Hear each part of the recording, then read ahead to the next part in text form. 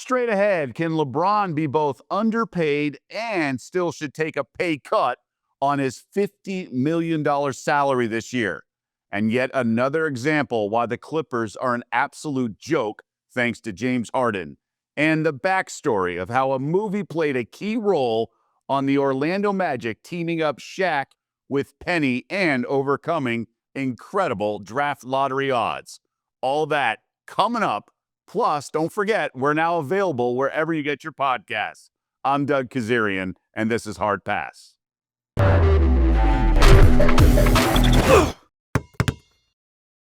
The Hoop Scoop undoubtedly revolves around the NBA's free agency, which begins on Monday of this week. We're starting to hear some reports surface about various negotiations and then obviously player options and team options. The biggest one, LeBron James, who opted in the final year of his contract, $52.6 million. Now, some critics, and I'm not one of them, thinking he should take less money if he really wants to win championships. But nobody has done that over the years. Yes, Brady did a little bit, restructuring some quarterbacks, but the NFL salary cap is so much different. It's a hard cap than the NBA one. Now, with the new rules of the second apron and everything, make it much more closer to a hard cap. But nonetheless, quarterbacks, their money is so far skewed. And the NBA, really the best players and the ones that move the needle particularly are underpaid. I know that's crazy, but just look at the TV deals and look at some of the other money that other players are getting. It's really the middle class of the NBA makes too much in a normal sort of free market, if it were a free market, but it's not. So really guys like LeBron and then the main MVP candidates are all a little underpaid, all things considered. Now, he's entering his 23rd season, which will break a tie with Vince Carter for the most seasons ever in the NBA. He's close to passing Robert Parrish for the most regular season games played of all time. He's 40 years old. Obviously, his longevity is unmatched, obviously the most points ever in the NBA. But the key here with the announcement of LeBron opting in was Rich Paul, the CEO of Clutch Sports, saying LeBron will be closely monitoring the Lakers' moves and whether the team is positioning itself this offseason to field a title contending roster. And that's what LeBron has always done. He puts pressure on management, takes shorter contracts, makes them reciprocate his commitment because he doesn't care about the future. He puts teams on the edge of a title and he demands that they go into luxury tax and do all these other things because he's so grossly underpaid for what he creates with value in the franchise. Obviously, the Lakers just sold for $10 billion. So interesting times with the Lakers regardless. They have to mortgage the future. He does not care about the future, and I don't blame him.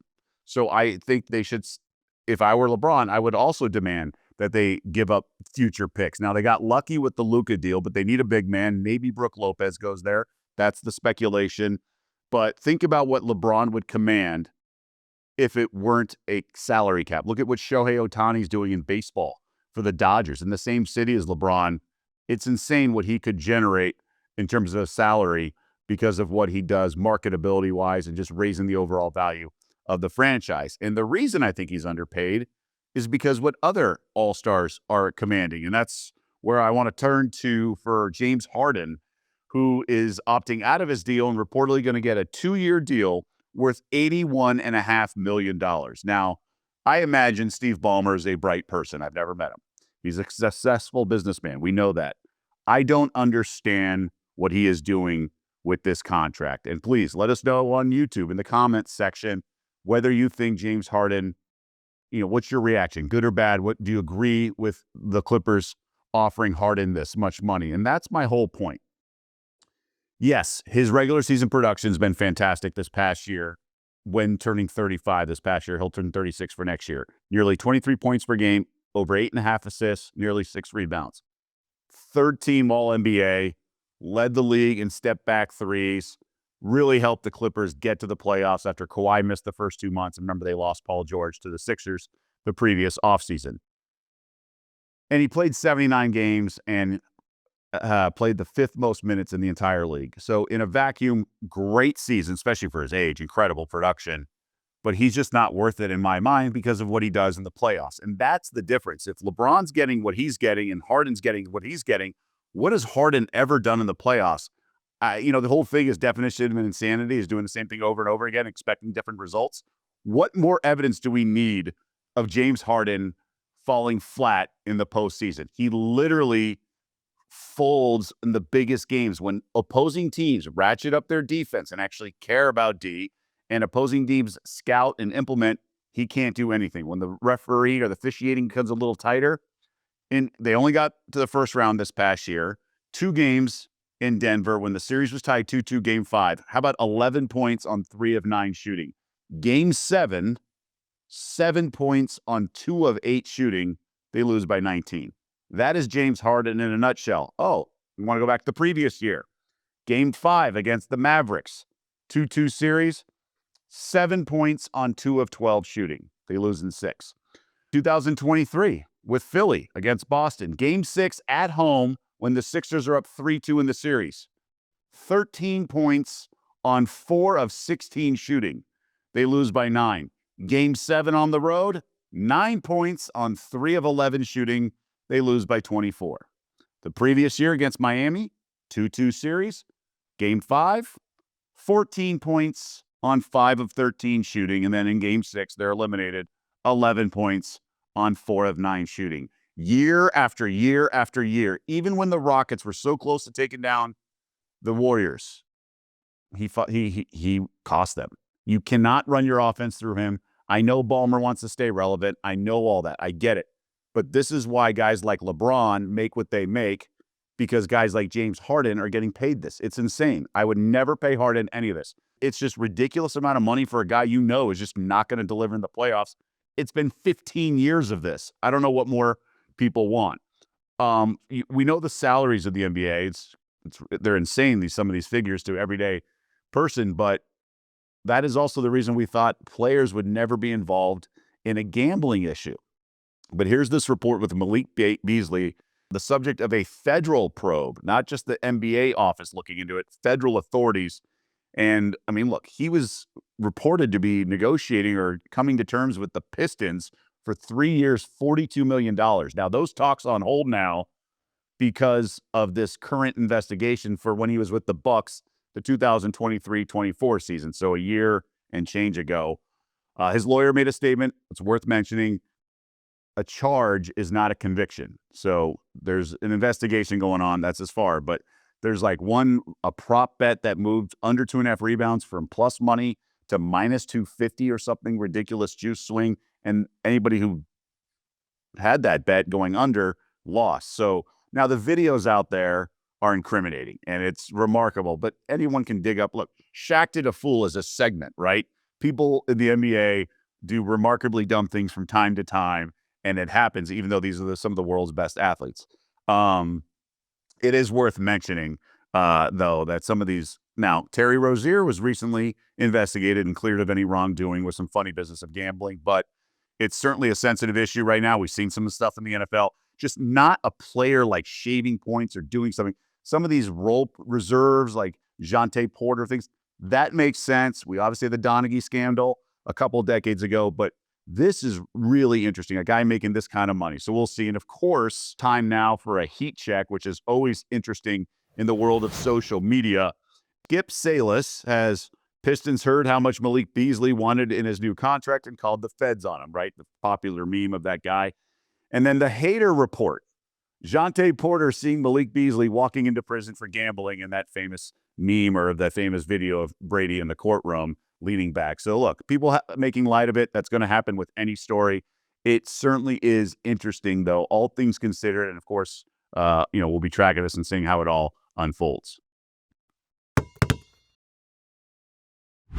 The marquee matchup in my eyes is in the WNBA on Tuesday, the Commissioner's Cup championship game. This is like the NBA Cup where they have the in-season play and then they compete in Vegas in the championship game for, I believe, $500,000. Well, here the W, winning players each get $30,000, and then the losing team's players get $10,000. So this is some serious money, and we don't know if Caitlin Clark's going to play. The Minnesota Lynx will host the Fever, and obviously the winning team gets the $30K. Caitlin Clark's missed each of the past 2 games. She's been plagued by injuries over the last month or so. Remember, she had a left quad injury. She missed about 3 weeks. Then now this recent left growing injury has kept her out each of the past 2 games. And before that injury, she scored a season low 6 points. She was really struggling. And it's remarkable because she had played in 185 straight games, counting college, and she hadn't missed a game since high school. So having these back-to-back injuries, a little random. And this is concerning. She's not full practice yet in terms of, she obviously is doing what she can and she's inching her way back to practice. So these games don't count in the standings. Do the Fever hold her out and try to win without her? I mean, yes, each of these players, a 20K difference is significant for them, but it's all about the team and standings and the rest of the way, and every game counts. So you don't want to come back too early. She's trying to get herself back, but this is why the Minnesota Lynx have upped, the point spread's now 5.5. It was 4. So that's certainly something to keep in mind. I like the Lynx to win and cover in this game. I think Clark's going to play, but I don't think she's going to be 100%. She's such a weapon, but so is Nafisa Collier, and this Minnesota team is certainly clicking and won by a boatload on Sunday against the worst team in the league, the Connecticut Sun. So it's 30K on the line, or really 20K on the line, because it's the difference between the winning and losing. So I think that's a fair way to classify a marquee matchup. Betting 101 is the time to look at sports betting, and I want to revisit a couple of things that I talked about throughout the season in the WNBA, and also, pat myself on the back. Don't want to pull a muscle doing it too hard, but I do know my way around a sports book. I've been doing this 20 plus years, hosted the ESPN show for many years. Maybe you want to pay attention a little bit here. So we went 4-2 against the spread in the NBA Finals with my picks games 2 through 7. So that's pretty good, right? 4-2. And then I talked about the Phoenix Mercury in the WNBA, saying take their championship futures now. This was a team that was just getting healthy with Kalea Copper returning from injury. And at the time, they were 20-1. Take a listen. I think there's a lot to like with this Mercury team. They remind me a little bit of the Lynx last year, who made a run to the finals. I understand the liberty of the betting favorites. I understand that the Indiana Fever have Caitlin Clark, but I think there's great value. This should be like 10-1 in my eyes. I truly believe that. So I highly recommend getting a piece of that for the summer. Just a little action this summer at 20-1. Okay, so that was last week, June 22nd, last Sunday, the night or the morning after the Game 7 of the NBA Finals. I talked about it. So within a week, they are now 9-1 or 7-1, depending on the sports book. They're plus 700 at FanDuel, plus 900 at DraftKings. The odds makers eventually found out after bets came in, but I tried to tell you, it's all about finding value, right? Getting ahead of an odds adjustment. And we certainly did that if you tail. So obviously they haven't won the title yet, and they just lost on Sunday at home to the Aces, but they were riding high, just beat the Liberty convincingly. They've been on a roll. This is a team that's going to continue to get better, and they may even add DeWanna Bonner. We'll see if the Mercury do that. I also want to give a shout out to the Golden State Valkyries, the expansion team in the W, and their head coach, Natalie Nakase. They just won their 9th game, already surpassing their win total of 8.5, which was coming into the season, and they have 28 games left. Talk about surpassing expectations. They've also been great against the point spread, 11-5, including 8-2 against the spread at home. They've been an absolute wagon as a home underdog, which continued on Sunday, where they were 5.5-point dogs at home to Seattle, and they smoked them, led wire to wire, blew them out by 20 plus. So congrats to Nakase. And I think the Aces are missing her as an assistant coach on the sideline. And they are probably playoff bound if they continue this, right? And so Nakase will likely be unanimous coach of the year, but she's also been a dream for sports bettors as well. So I would say continue to look to bet them. I don't think the power ratings have adjusted enough on some of their players who are absolutely fantastic. So what Nakase did is she grabbed on the expansion draft, so the scrap heap, if you will, a lot of smart players, play hard, and then she can implement a system and coach them up. And look what we have, a team above 500 overall and already surpassing its win total before the Commissioner's Cup game. Distant replay is a time to turn back the clock, so to speak, in NBA history and revisit a memorable game, moment, incident. And I want to focus on Monday's date, June 30th, the final day in June. In 1993, it was the day the Orlando Magic drafted and subsequently traded Chris Webber. And This was such a significant moment because Orlando at the time had Shaq. But first, it was razor thin that they missed the playoffs. They actually tied the Indiana Pacers at 41-41, and the Pacers were the team that got the 8th playoff seed. Why is that? Well, it came down to a 5th tiebreaker, point differential in the head-to-head meetings, and they split the regular season meetings. All 4 were decided by double digits. So we're maybe talking garbage time because the Pacers outscored them 444 to 439. So 5 points is why the Pacers were able to get the 8th seed and go to the playoffs and lose a best-of-5 series. Gentleman's sweep back then was best-of-5, so they lost in 4 games to the New York Knicks. By the way, the Pacers won their final regular season game because Vern Fleming started in place of the injured Pooh Richardson and put up a career-high 31 points with 7 boards and 7 assists. So the Magic, after Shaq's rookie year, did not go to the playoffs. They went to the lottery, and they won the ping pong balls with a 1 in 66 chance, 1.52%. And back-to-back years, the Orlando Magic get the #1 overall pick. Now, Chris Webber was an absolute stud at Michigan. He wasn't the Wooden Award winner. That was Calbert Cheaney at Indiana. But Webber was so good. And he was the #1 player out of high school, spent 2 years at Michigan, was part of the Fab Five. They went to the championship game in back-to-back years, lost to Duke the first time. Second time was Carolina. And then, of course, the famous Chris Webber timeout when they were down 2 with the ball, and then they were out of timeouts. Steve Fisher's taken the blame, didn't tell the players, he claims. So, and back then with trades and things like that, Orlando drafted Chris Webber #1 overall. And so Webber's wearing the Orlando hat at the draft. No one knew that this trade was going to happen. So about 20 minutes later, David Stern returns to the podium and announces the trade for the 3rd overall pick, the Golden State Warriors. They swapped, and the Warriors gave them 3 future first-round picks to incentivize them to do the trade. Huge. And that 3rd pick was Penny Hardaway, because Orlando wanted to pair Penny Hardaway, which was a 6'7" point guard out of Memphis State back then, and pair him with Shaq instead of having the Twin Towers, which would have been very interesting. And that was a time of the NBA where they really valued big men. Now, the key here is, how did the Magic come to the conclusion that they wanted to pair Penny Hardaway with Shaq instead of Chris Webber to have? And Webber was versatile big man, great passer. He wasn't just on the block, sort of stationary like Shaq maybe was. So it would have been, they would both would have been great. But this is what's so fascinating. There was an old movie in 1993 that was filming called Blue Chips. It was about the under-the-table dealings of a college basketball powerhouse, and a bunch of players, athletes, starred in the movie, like Shaq, like Calbert Cheaney. Rafe LaFrentz was in it as well, and Penny Hardaway, right? They weren't their names. Shaq had a different name, right? They were stud basketball players, and Nick Nolte was the head coach and recruited and looked the other way and gave cash payments and things like that. Well, Webber was invited to participate in the movie, was asked, and he declined. Now, this was only a couple months after the famous timeout. He claims he wanted to work on his game, but it could have been just trying to maintain a low profile and avoid attention because of the ridicule that surrounded that timeout and subsequent technical fouls. So Shaq is playing basketball in pickup gyms with Penny Hardaway. Didn't even know Penny was an actual basketball player, thought he was an actor. And he was like, hey, this actor could probably play in the league. And sure enough, Shaq got to know him and then told management, saying, I want you to get Penny Hardaway. He's the man. He's a point guard. Like we would be great together. So Pat Williams, who had already brought in Webber for workouts and things like that twice, he did bring in Penny Hardaway, and Penny kept calling even the final weekend, showing his enthusiasm and interest in Orlando.